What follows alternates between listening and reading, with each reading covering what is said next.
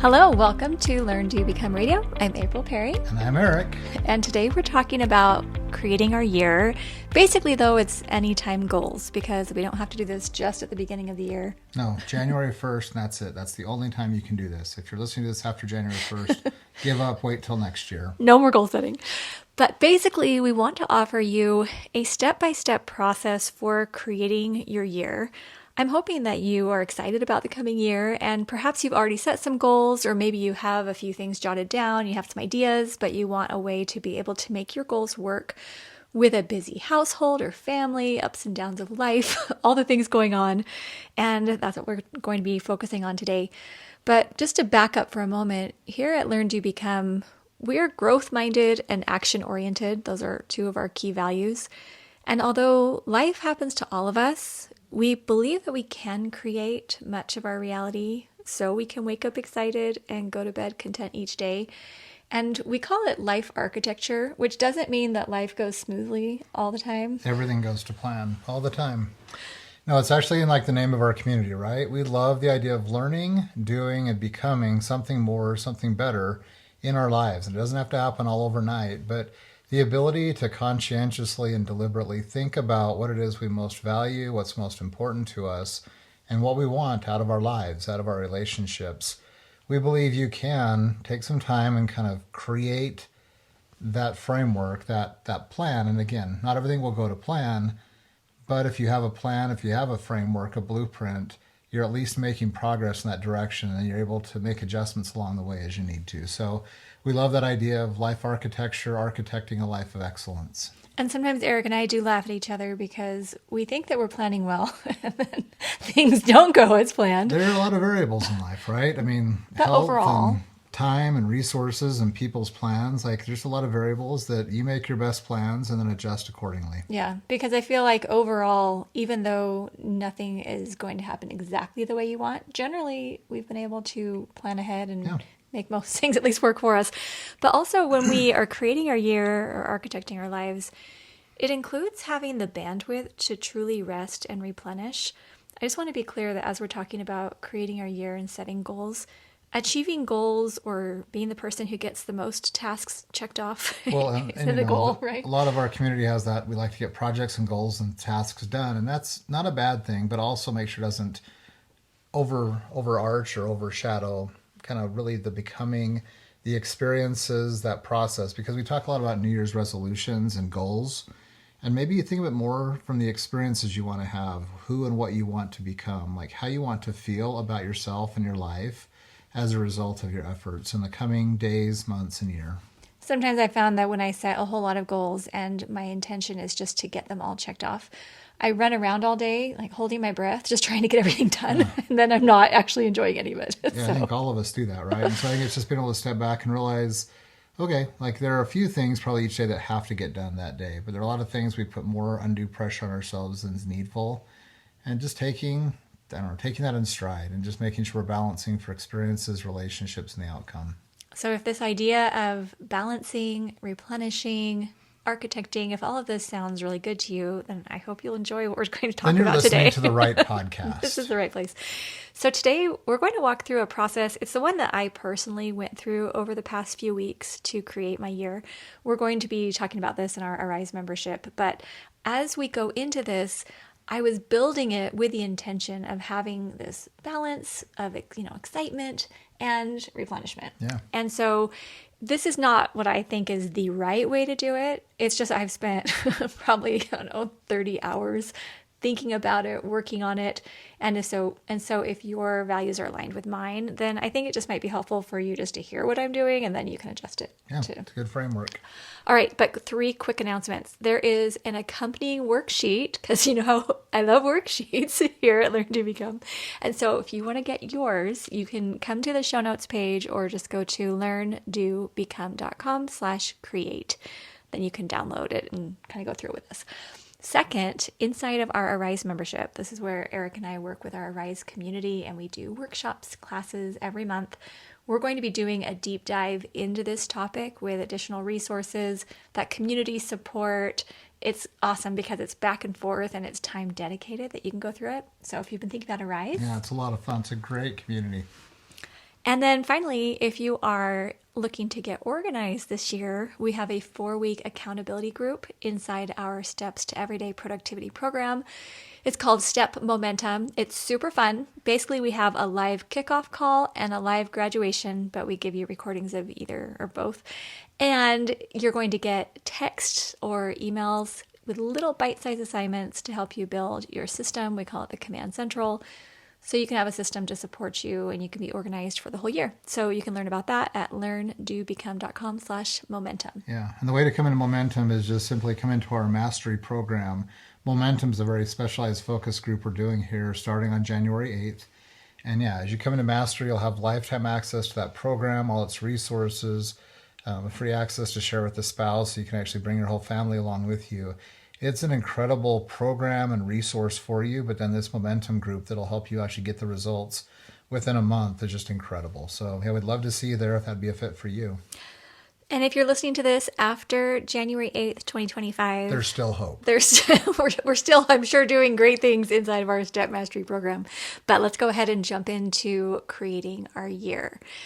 Okay, step 1, it's creating a best moments list. And this is from Jon Acuff's book, All It Takes Is a Goal. Eric and I both love this book. I think we both listened to audio, right? Yeah, it's a great book. I listened to it, and then I actually went through the written just to Okay, me go too. through some things. So we both listened to it and read it, and he shares a process for creating the best moments list, and the full book is well worth purchasing. Yeah, he's an amazing author, a lot of fun, funny stories and perspective. So I'm just going to share how I personally did it, but you can go get more details from him. But I just opened up my camera roll on my phone, and I scrolled through the last year, just noting on a sheet of paper next to me what kinds of moments were my favorites. And the thing is, what John's whole premise is that when you're setting goals, why try to set a bunch of goals to do things you hate? Why not look at the past at your best moments and then create more of that? I don't know. What do you think of that? No, I think it's a great approach. And I think if I remember right, you actually did most of this while we were driving home from somewhere. We were in a car. She's a passenger. And she's got her notebook out and got her phone. She's just scrolling through, and there's like this big smile on her face. And she's like, "Oh, I love that." And it was kind of fun too, because our daughter and I were in the car, and she was kind of sharing a few of the things she really loved in that past year. And I think it's a great perspective, right? Look at the things that you most enjoyed, or things that just kind of like make you I don't know, Heart leap. Your heart leap. It makes you dance, right? Like it brings that joy. And see if you can build like a fitness goal around things that you actually really love doing. So those activities that get your body moving, or financial goals. How can you make those adjustments in ways that still line up with things that you enjoy or that you feel a reward from? So again, I don't think every resolution, every goal has to be painful. It shouldn't be. I think that actually is the way somebody says that mid-January, January 17th is give up day or dropout day for resolutions. And we want to avoid that, right? Making resolutions and plans that we're actually very excited about. Yeah, I love that. And a few of the things, I'll just give you some examples. Like there are certain places that we went. Whenever we go to a national park, for example, I feel like my soul just comes to life. We love it. It does. You're very happy. So much. We love those places. Or some of my favorite exercises. I love rollerblading. I learned I love yoga this year. But I think for you on exercise, you actually love variety. It's not, and it's being able to have a few things you can go to. So depending on that day, what you're feeling like, you can do that thing, as opposed to I'm going to go run 5 miles every day. I would hate my life. For 365 days. And I mean, years ago, I set a goal to run about 4 miles a day for about a quarter. Right? Did you like it? I like most of it, and I think I like the ability to say I've run consecutively 90, 91 days. And yeah, it got me in better shape in various ways. But there were some nights, I actually remember coming home from some meetings, and it'd be 11, we'd be talking for a second, it'd be 11, 11:30, and I got to get this in, I got to start it before the day ends. So I jump over the wall in our backyard, there's a park behind where we lived, and I would go run 4 miles around this park. Almost midnight. And often in the sprinklers, because that's when they'd come on. It was what am I doing? So to hit the goal, to check the box, I mean, we want to have something that's a little bit maybe more enjoyable, but I'm glad I did it. Another reason I love the best moments list is because when I think about the past year, sometimes I tend to dwell on the things that bothered me about the past year. And this gave me a chance to recognize actually most of my life was really good last year. There were a few things that did bother me, but I'm one of them. it's really good. We bother each other sometimes. So anyway, I have a little photo on the page if you want to come to the show notes page and see mine. But I hope you will just take some time to recognize those best moments. And it doesn't just have to be from last year. It can be just things in your life that you liked, that you want more of. And then step number 2, this is a focus on self-care. And one of the reasons goal setting has been tricky for me in the past is because I felt like I was behind or not there yet the whole year. Whenever you set a goal where you have to have achieved XYZ by this date, then until you get there, you're behind, right? And maybe other people don't think of it that way, but I wouldn't do things for the sheer joy that they brought to me. I just did them so I could check off boxes. And I wasn't necessarily even achieving goals so my life would feel better in the moment as I was going through that process. I just wanted to do things that would impress other people so I would have evidence that I mattered. And it's really hard for me to admit that because I think everyone likes to think, oh no, I just set goals that are just going to enlighten my life and I'm just going to love them whether anyone sees me or not. But that's not how I was thinking. I was thinking my goals depended on other people. Why are you smiling at me? I don't know. Just that's pretty deep. I don't know what to add. Deep meaning, is that unique, do you think? I'm the only person who does that? No, I don't think it is, but it's like, I don't know what I'm supposed to say. Okay, you don't have to say that anything to it, but sometimes I feel like if I can admit things I've done in the past that didn't serve me, then maybe other people can say, oh, yeah, I do that too. And well, I think, just to relate, I think all of us, we want to do things that matter to us, but to matter to a broader world, right? I mean, we're surrounded by lots of people, a lot of people we care about, and maybe many more that maybe aren't quite as, not that we don't care about them, but they're maybe not as close to them. And a lot of times we do things for, I don't know, external validation. And I think it's just important to step back and say, what are my real reasons for doing this? Do I really want to do this? This is really needful. And those are hard questions to ask because our society moves in a very visible way. There's so many ways to see each other's lives and compare, which I don't know, comparison is the thief of joy very often. And just being able to step back and say, what do I value? What do I and the people closest to me value? And how do I live my life in alignment with that? But then also even the people closest to you, I also don't want to set goals because it's what you want, right? If it's something we want, that's awesome.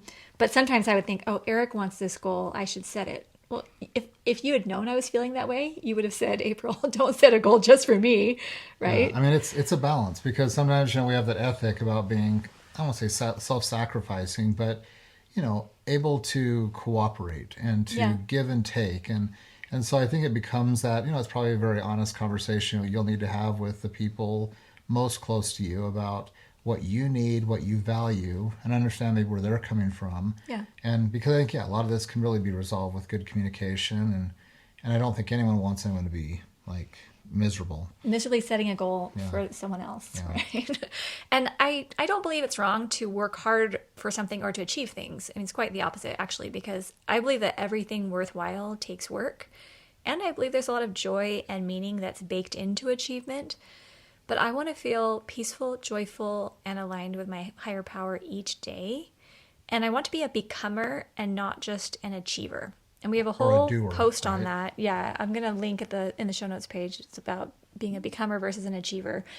Because those are two totally different mentalities. Yeah, because our community we call learn, do, right? Yeah. Learn something, do it. Do it. It's just, I think we get caught up in that check the box, accomplish the goal, finish the project, to get across the finish line. And if it has a purpose to it, if it's leading to becoming something, because I think achievement and becoming, I don't know if they're necessarily exclusive. No. But I think it's just to do the thing, to just do it. I think it's for what, right? Why are we doing it?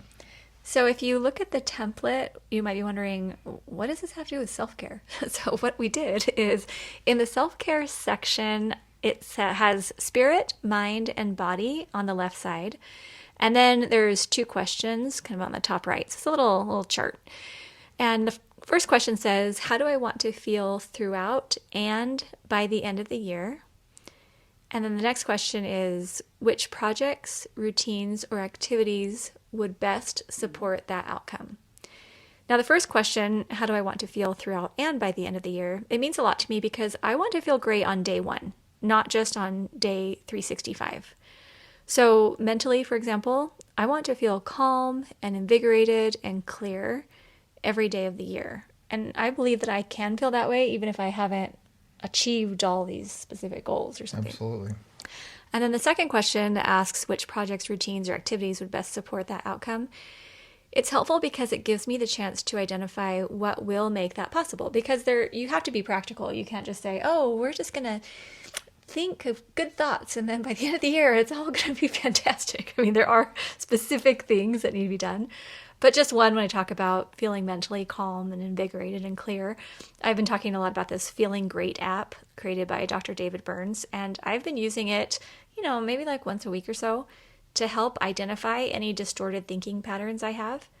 And just being able to use that regularly has just helped me because whenever I start getting cranky, I think, okay, I'm pretty sure I'm distorting something. Maybe I can't put my finger on it right now, but I sit down with the app for like 5-10 minutes. And then I realize, all right, I'm doing like all or nothing thinking or self-blame or other blame or whatever, but it just helps me. I've also been just making time for learning every day. I've got this new book light. I linked it in the show notes page because it's so fun. It clips onto my book so I can keep the house lights dim, but I can just make my way through my books. And then Eric shared this speed reading book with me.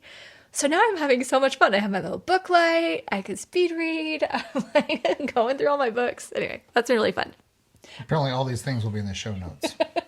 Well, I think they're awesome. I didn't add the speed reading book yet, but I can put that one in. So you might have a different way that works for you to brainstorm your self-care. But anyway, I'm just hoping that this format will give you some ideas. Anything you want to share on that? Yeah, that's great. Okay, step number 3 is family, home, and relationships. Now, I do need to pause for a second here because we're going to go through, we just did our self-care, now it's family, home, and relationships, and then we're going to go into professional and volunteer work. As Eric and I were planning this out, I was like, well, where should we put finances? Because is finances like self-care? Is it family and home? Is it professional work or volunteer work? And I thought, should we have like a separate section for just finances? And Eric just made a really good point where he said, I think finances could fit into every category. And so you could decide if you want to focus on it for your personal mental health, or if it's like a family budgeting project, or professionally you want to be able to get, a business or an organization more profitable. Well, I think I kind of made the comment from the perspective that the finances or financial resources, they flow into each one of these 3 areas: self, family, and home, and then our professional and other responsibilities. And just as health does, right? So, I don't know, one of the things I've shared before is I think our 2 most precious resources are not money. A lot of people say money is, but I think it's our energy and it's our time, right? So energy I kind of equate with health. And our time, if you can free that up with kind of being more effective and how you use your energy doing things, or if you can use your money to buy some support. So it's trying to look at how our health and our finances flow into each of these categories. So, I mean, we might share a little bit as we go through these 3 areas on ways that we could maybe work our finances into it or have it be a support to achieving these goals in these 3 areas. And just to make sure we're clear on the template, we're going through 3 specific areas with these 2 questions. The 2 questions being, what feeling, or how do you want to feel as you go through it? Or what's the outcome What's the outcome and the feeling as you're going through it? And then also what projects, routines, and activities. So just kind of be thinking about, it's almost like a 2x3 matrix as you're going through this. And just think about how your health and how your finances, might want to be either focused or improved to make these things more possible. Mm-hmm. Okay, so now we'll jump into family, home, and relationships. So on the left-hand side, we have a spot to either put a specific relationship. So I have one that's just like, I have my cute husband, Eric. Do you like knowing you're part of my goal setting? Yes, I am. Am I part of your goal setting Yes, too? every day. Okay. So you can either do a specific relationship or a home element, like a life element, like organization or budgeting or traditions, right? Things that you just want as part of your home environment. But then the next column is, what would you want your optimal experience together or in your home to be? And then it's the same question at the end: which projects, routines, or activities would best support that outcome? Now, back when I worked at Franklin Covey, this was in college, I learned about roles and goals. And I think he talks about that in Seven Habits of Highly Effective People. But I would outline them in my planner each week. There was a little bookmark. And the idea was that you would set goals for all the roles that you play. So instead of just saying randomly, I want to do 5 things this week, you would say, okay, I want to do this one as a wife, or this as a mother, or this as a student, or this as a, employee, or whatever. So you have the roles you play, and then you set some goal that's related to those relationships. And I love that because it made my work feel more meaningful because it was relationship centered and it wasn't just about, money or weight or whatever. And then really the same concept applies here. So I love to think about my most important relationships, like our immediate family, our extended family, neighbors, friends, local and far away, for example. And then as I visualize how we will grow closer together, it really inspires me to prioritize people over projects. I think as far as we're wired, I feel like Eric is so much more wired people over projects, and I am much more wired projects over people. But I've been learning how to adjust. Not that it always is people over projects. Sometimes you have to, back off from socialization and get some things done. But I found that just being able to prioritize the relationships and not worry so much about projects has helped me a lot. How did you want to add anything on that, or did you just come like that? I don't know. Or it's just because you're more of an extrovert? I don't know. I don't know. It's a good question. I think it's just natural. You're very good at being people focused and extroverting and being social whenever it's needed or helpful. But I think, and it might be that balance of the two, right? It's like various skills or abilities, like being super heavy on one and light on the other may not be your best combo. It might be making sure that, either you can toggle between them or having a better balance. Because, I get projects done, I get things done responsibly, but I could probably be a little bit more April-like in that regard. So it's like, I think it's a balance. And so maybe that's why we're good as a couple. We kind of balance each other out, and hope that doesn't leave her doing too much of the project work and me doing the peopling. But I don't know. We've kind of figured it out. We've got our balance. Yeah. But I think, in our own personal lives, just find that balance between the two. And then sometimes it's one over the other, depending on the day or the situation. But just be able to flex. Well, and this section it's a good place to start thinking about all the aspects of your home life. Like, do you want to declutter the whole house this year? Do you want to get your finances in order with your spouse? Do you want better traditions around holidays or birthdays? There's so many people who tell me that they have everything at hand at work, but then they come home and it's just kind of chaos, or they don't want to be there. And that just kind of hurts my heart because I want each person to be excited to be home and to have a safe, loving, happy home environment where everyone can thrive. And so we just invite you to just maybe look at this template and think about your relationships and how things feel when you're at home, and then if there's anything that you would want to change. Yeah. Then step number 4 is professional and volunteer work. So first column is the current situation that you would like to improve. This might be something like, I do want to start volunteering more at this specific location, or I want to improve my role in an organization, volunteer or paid. Or this is where you could set your professional goals, where you do want to improve profitability, or you want to have more joy in your work, or you want to grow a team, or you want to get a new certification or something like that. But when you put this current situation you'd like to improve, and then next column is what is your desired change or outcome? And then same question, which projects, routines, or activities would best support that outcome? And sometimes this can feel like a really big section for me because I have hundreds of ideas. And Eric, same, all these ideas. And April tells me to put them back in the box. I know. Well, it's because Eric will say, hey, I have this idea. Are you so excited about my idea? I'm like, yes, I'm also excited about the 3 ideas you just shared with me that we're already working on. So it's great to have ideas. I don't want to squash your ideas. Put them back in the box. Trying to squash mine either. But I like to think of bigger themes here when I'm putting this together. So I want more connection with people in our community this year, both our virtual community at Learn to Become and our in-person community in our neighborhood, in our city. I just feel like I've been so focused on raising our children and taking care of things in our home that I haven't been as able to like have friends and engage. And so that's a big theme for me this year. And so I want my efforts to make a difference. And so I'm going to come up with some ways to measure those efforts and the results they produce. And we'll talk about that in a minute. But anyway, that's just my little framework for professional volunteer. Yeah. And I probably go back and forth with this. We teach this in our STEP program. There's there for you, for your home and family, and then beyond is what we sometimes refer to. Beyond is that professional or volunteer. And I think this beyond is it's a pretty vast world, right? And something we have to be careful to selectively choose what we include in our beyond, because it could be 100 different things pulling at our time and attention. And so, our professional responsibilities and other things we want to be engaged in, just be careful, be deliberate about what you're picking there, because then you can select projects and routines that really are going to help you achieve the goals you have. Well, and I would say the beyond category is often where you get the most external praise, and it's often the most fun. Yeah. Because self-care sometimes isn't fun. And it also generates money. I mean, there's a lot of things, money and recognition and fun. And, yeah. And so it, almost a siren song pulls us that direction more than, so it's nothing wrong with being out there, but just pick those wisely. We also, as we teach STEP, we encourage people to have only 8 current projects they're working on at the same time. And I would almost say maybe 4 of those are in this category, and maybe 2 are self and 2 are home and family.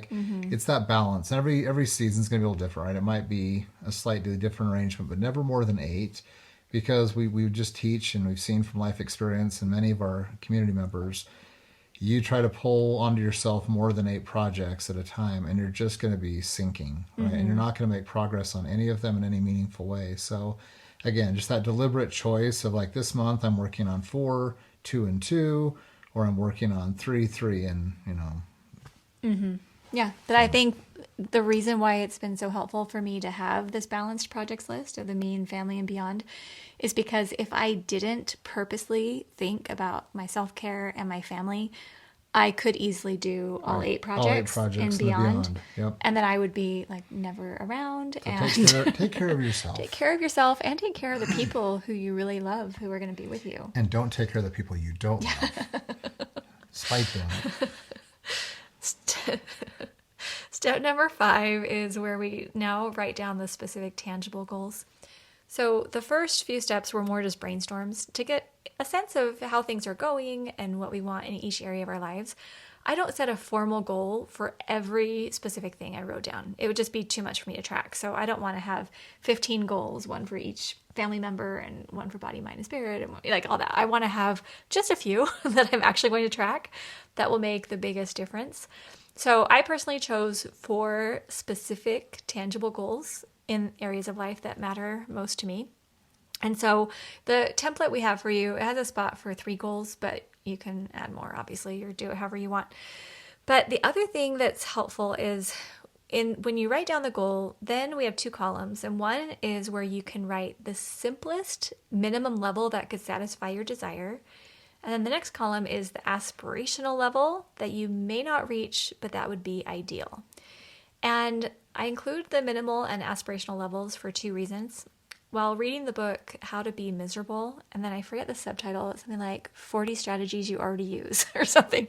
But I learned that if we give ourselves a range of options when it comes to goal setting, we can avoid the perfectionism trap. So I've done this past year, I did it, and it has made it's so much more fun and relaxing to work towards my goals because I already have a super easy minimum that I know I can accomplish as long as I just show up and try. It's not hard. I can just do it. But then I have my aspirational level that gives me a way to shoot for the stars. But I don't feel like I'm a failure if I don't make it. I'm just kind of I'm good. It avoids the all or none outcome, right? Because if you didn't run 10 marathons this year, then if you only ran 9, then you're not good enough. You didn't hit the goal. And so it might be, that minimum goal might be just training consistently for marathons. Yeah. So your health is improving. So that might be the minimum.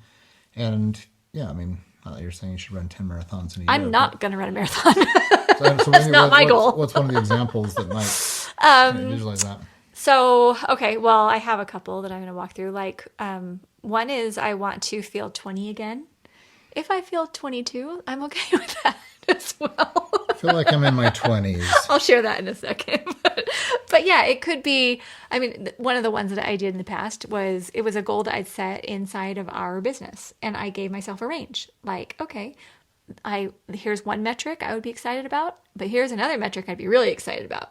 And I was able to get like And if you land somewhere in the middle. somewhere. Yeah, and it's fine. And it was that way I didn't stress myself out like, oh, I'm not going to make my goals if I don't do more ads, or you know what I mean? I just don't want to feel that way. It also allows you to set a pretty high aspirational goal too. Like if you really wanted to say, look, let's work toward that. Yeah. Then if you hit it, it's maybe more than a flat goal. It's just a single goal you'd set in your business or in your life. So I don't know. So that, anyway, I like the idea of that minimal and aspirational.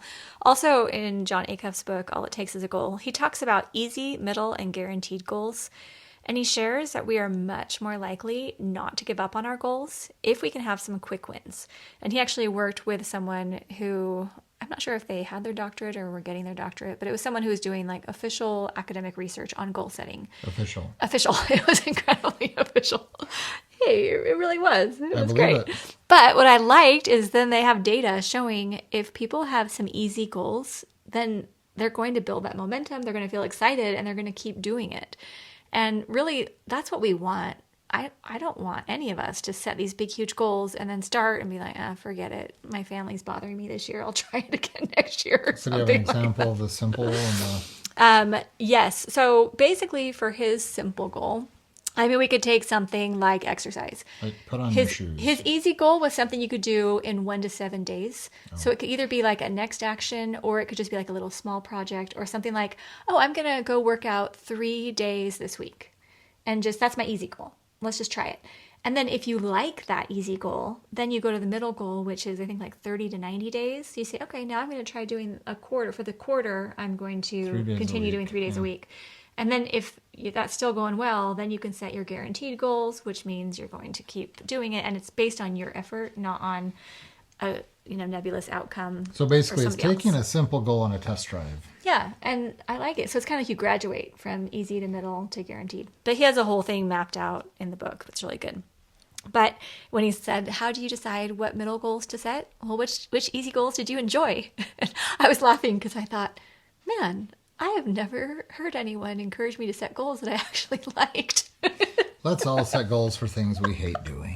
I mean, it's pretty simple. It should be obvious, but we don't. So many times people say if a goal isn't really hard, then it's not worth setting. And I think your goal can be completely enjoyable as long as it's in alignment with your values and what you really want for your life. And the outcome you want. Yeah. So 2 of my specific tangible goals this year are to feel 20 again and to do life with friends. So we're going to move into step number 6, which is progress tracking. And I'm talking all about my goals. Do you have any goals this year you want to share? I got none. I'm going to live all your goals. Are you serious? I have a few. Okay, you just don't want to share them. Well, I haven't broken them down into this specific format. Okay, So all right. April has a way she does her stuff, and I do stuff some similar ways, but not exactly the same. Okay, so step number 6 is progress tracking, and this is the last step. It's also in the template. But some years I have not wanted to really track my progress. There's just so much going on. I just wanted to calm down and take care of myself, and I wasn't going to do sticker charts or streaks apps. I was going to say, can sticker charts be helpful in this? I love my sticker charts. This year I do, but last year I didn't want to track. I was just focused on, I was doing a health program last year. I was focused on, we redid our STEP program. We redid a bunch of stuff in our Rise membership. We spent a lot of time with our family, and I was mainly trying to just calm my nervous system and take care of my health. Like that was a big Would you part. like me to give you some stickers for 2024? But I didn't track it. No, I don't need them. I was fine. I wrote down my goals every week that I was working on, and I stayed focused, but I didn't track anything like my activities or whatever. But the 3 things that Jon Acuff shares for tracking are either tracking your time invested, your activities completed, or the results. The only caveat with results is making sure it's results you are getting and not results you're hoping other people will get. Like only things that are within your control. Yeah, like I can't guarantee my children are all going to love decluttering by the end of this year. I mean, good luck with that. I think most of them do, but anyway, yes, it's just things that you can control. And so But the key to this and the reason why I'm including it is he shares that tracking can be helpful so that our brains can see that we're making progress, because otherwise we might end up looking side to side and comparing ourselves with others. So that's the main reason that I'm tracking this year, is because I want my brain to be able to say, okay, look, see how I'm moving forward and doing the things I had planned to do. Because what I found I was doing last year is I would look side to side and say, oh, this person's doing so many things. They're so awesome. And then depending on the time of month, I would be really sad or overwhelmed or something like that. You're just not saying anything at this point. You're not going to say anything. He's like, no comment. So, okay. So having measurable things that are within your control is a good idea. Okay. So for my 20 again goal, I'm tracking activities completed. That's my decision. But more specifically, I'm doing 3 weekly check-ins with my health coach. And I know as long as I'm communicating with my coach, then I'll be doing the things that will help me become healthier. So I'm just saying, all right, based on how I work and how I'm wired, what's something I could track that would give me the best possible outcome? So you're also tracking how many 80s, 90s dance parties you have, like impromptu, or...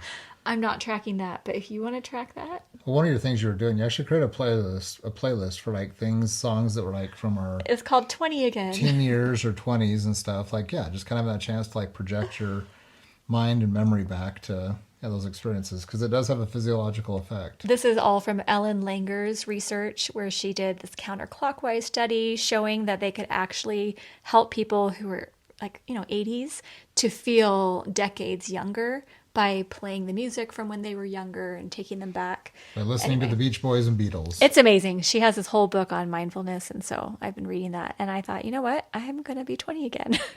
And I worked on it last year. That's actually the same goal from last year, and because I made really good progress last year. So this year I'm taking the next level. That's awesome. It's amazing. Okay, and then the second one I'll just mention here. Eric and I want to do life with friends. And so basically, Eric's my best friend, and we hang out together all the time.